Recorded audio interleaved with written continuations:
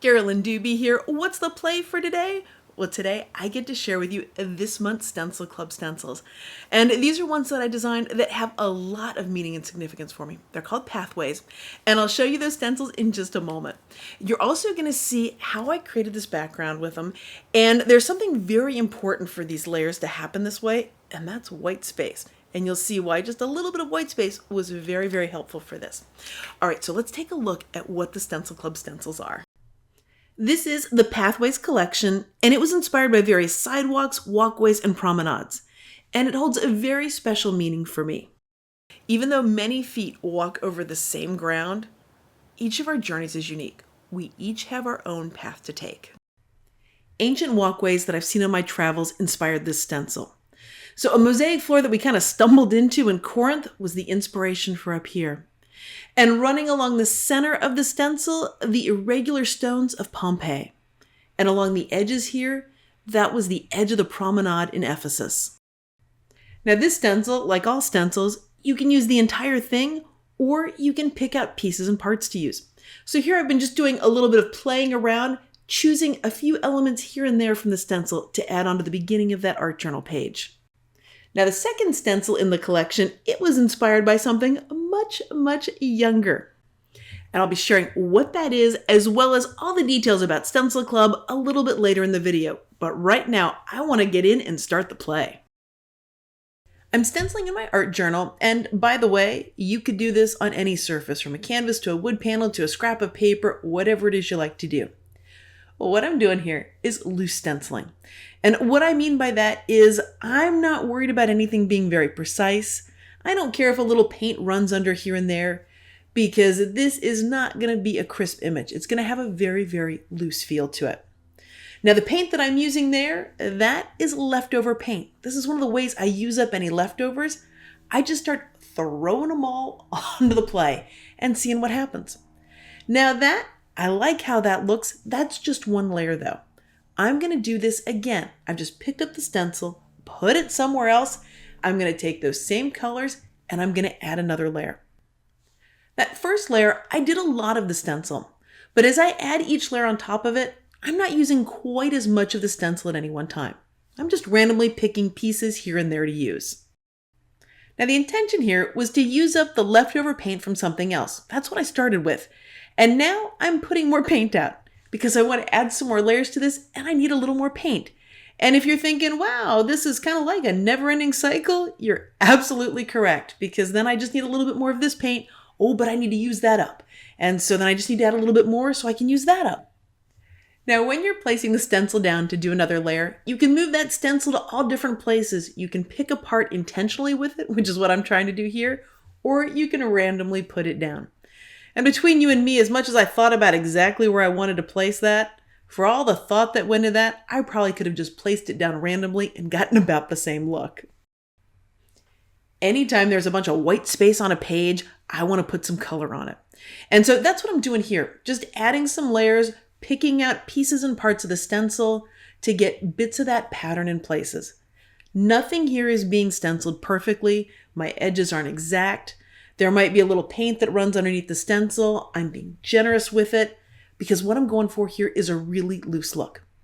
Now, as much as I say I want to cover up white space, I'm actually not going to cover up every bit of white space. I actually want to leave some white space, but I want it to be in between, almost like creating little nooks and crannies around the color of the white space. Now you can probably tell, because we're not near the end of the video yet, that I'm going to do something more to this page. And I'm actually going to be adding some color onto that white space. It's going to be the last layer that's going to really make this pattern pop. There was some very playful inspiration for this stencil, and that is watching a whole bunch of kids with a big bucket of sidewalk chalk turning a plain old sidewalk into a masterpiece. And that reminded me of my childhood when I'd play with sidewalk chalk, as well as when I'd watched my kids play with it when they were little. One of the things that I always loved about sidewalk chalk was that you had this big space in front of you with these unlimited possibilities. You had this piece of chalk and you could do anything you wanted to it. And that's kind of like what stencils are. I mean, you can use just about any art supply with them. You can create so many different looks, whatever kind that you want to create. There really is a whole lot of freedom in stencils. I've zoomed in here so you can see how I'm picking one little part of the stencil and adding it very selectively onto the page. So when you're using this, you can use it for the whole larger pattern, or you can selectively pick out any pieces and parts that you want to add. And now with this, I feel like I've just about got the paint layer done. Well, okay, maybe one more little spot that I want to put something. Then I'm going to call the paint part of this done, and I'm going to move on to the watercolor. Anywhere where there's white paper showing, I'm going to put some orange watercolor in there. Now, as I'm doing this, I want you to notice all the variation that I create. Some areas of the orange are going to be darker. Some areas are going to be lighter. There's going to be some more intense bits of orange looking, and then it's going to take on a very peach kind of feel to it in other places. Want to know the secret, how to get one color to do that? Well, it's called not paying much attention to what you're doing. I'm dipping the brush in there, and then I'm moving it around. Sometimes it's got more water in it. Sometimes it's got more of the watercolor pigment in it. I'm not mixing things up perfectly. I'm just dipping that brush in there and then moving that color around. Basically, I'm letting that watercolor do all of the heavy lifting, and I get to just have the fun, the relaxation. It's almost meditative for me to dip that brush in the watercolor and then just paint anywhere where I see white paper. Now, these stencils are an exclusive for Stencil Club, and if you're already in Stencil Club, you know on the 15th of this month, these will be shipping out. But if you're new to Stencil Club, if you're not sure what it is, here are the details. When you become a member, every month you'll have 2 9x12 stencils shipped to you. These are exclusive just for Stencil Club, as well as a video that goes with them that's provided by the designing artist. It's like having a class in itself. Plus, that video has a downloadable PDF with the basic instructions to go along with the video. Then you get 20% off any stencils that you order from the regular collection. Oh, and also too, there's no commitment with this. You can cancel anytime. At the time of posting this video, Stencil Club costs $25 in the United States and $35 internationally, and that does include shipping. Now, they do ship the stencils on the 15th of the month, so since I am the June of 2023 stencil designer, that means on June 15th, everybody that's a part of Stencil Club will have these 2 stencils shipped out to them. But what if you're watching this video after June 15th, 2023? Well, never fear, you can still get your hands on these stencils. Anyone that joins Stencil Club, you get those monthly exclusive stencils. Plus, you're eligible to purchase any of the previous month's Stencil Club sets. So, if you happen to be watching this before June 15, 2023, you can get signed up and have these shipped to you then. Or if it's after that and you want to get your hands on these stencils, you can join Stencil Club and then just purchase one of the prior month's sets. Well, now I'm just about finished here with this layer, and there is a little debate going on inside of me right now of, do I leave just a little bit of the white areas peeking through? Or do I cover up all of the white with the watercolor?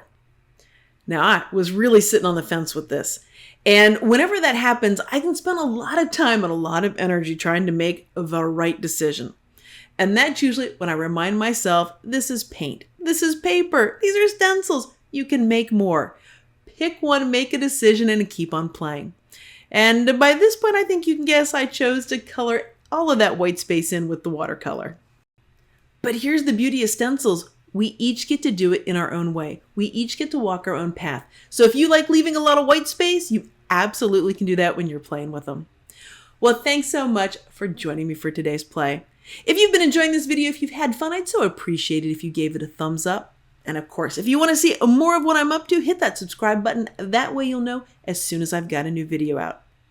Well, thanks so much for letting me be a part of your colorful journey.